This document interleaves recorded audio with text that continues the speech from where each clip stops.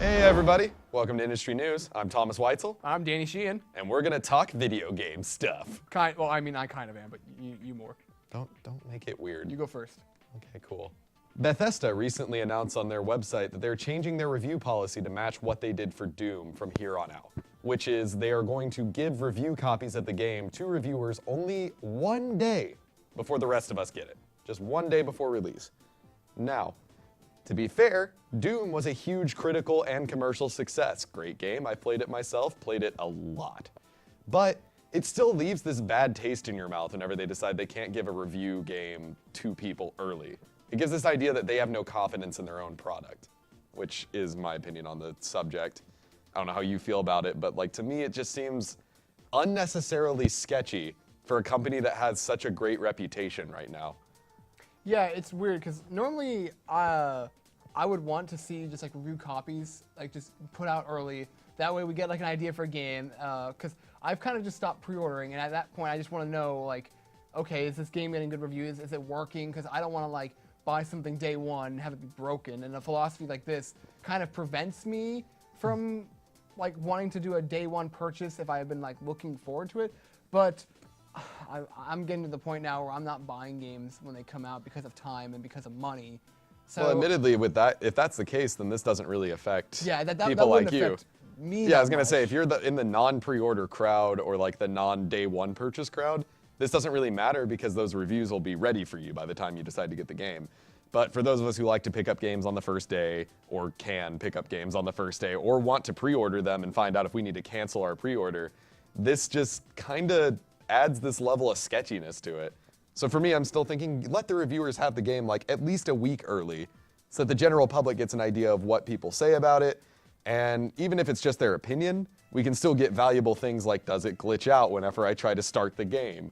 Or does the multiplayer component work at all? Though I guess the servers might not be up for reviewers. But still, it gives us an idea if a game is working and if a game is generally good to have the review come out early. And if you're a company who really wants to get the news out there and you think your game is good, what do you have to hide?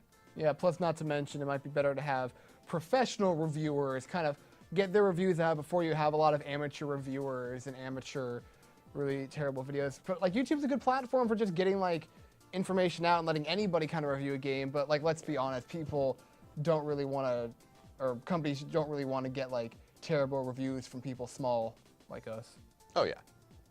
And now on the hardware side of things, Microsoft recently unveiled a new product in its PC lineup. I mean, you know how they've had the Surface Books and the Surface Pros, how they're trying to do like a normal laptop interface? Well, now they're actually releasing a desktop. The Microsoft Surface Studio is an all-in-one system similar to an iMac, but what's special about this one, it has a giant screen. It's like a 28-inch, 4,500 by 3,000 pixel LCD screen that you can pretty much swivel on like a little arm. You can draw on it with a pen and this really awesome like puck thing, so you can just be like drawing and stuff. But it's this amazing all-in-one system that's designed for more people like graphic designers or people who are more into doing stuff with like architectural work or pretty much anything that would require just like an easel. But I'm like looking at this thing, I'm thinking it might be really good for like RTSs and gaming. Oh yeah. RTSs would definitely benefit from a system like this, especially because you can get in there, you can tab everything. It's got a big screen so you can be looking around, zoom in and out. I'm thinking like trying to play Command & Conquer on this, like you can put your troops all in order. Heck, maybe even like future games could start having certain abilities enabled for when you're playing on something like this. So you can like draw up your formation and stuff, as well as easily just plopping things down even without that.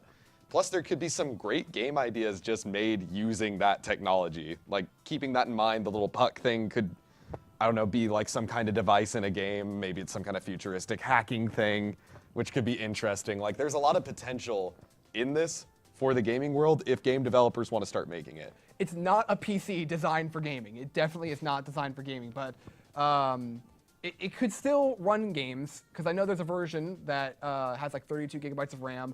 The highest version of the graphics card it's running is I think it's a GTX 980M, and it has the best version has a Core i7, this different version has a Core i5. But while it may not be designed for gaming, it's still like low-end software like that. I'd imagine a lot of indie developers would just clamor to it. Yeah, and it could definitely be good for like for modeling, for animation. I personally would love to do some After Effects work in it. But I mean, if you're somebody that's into kind of like designing for games, this might, if you have the money, be a good system for you to use and maybe be able to actually play some games off of too. Well, that was industry news for the week. Now, back to the games.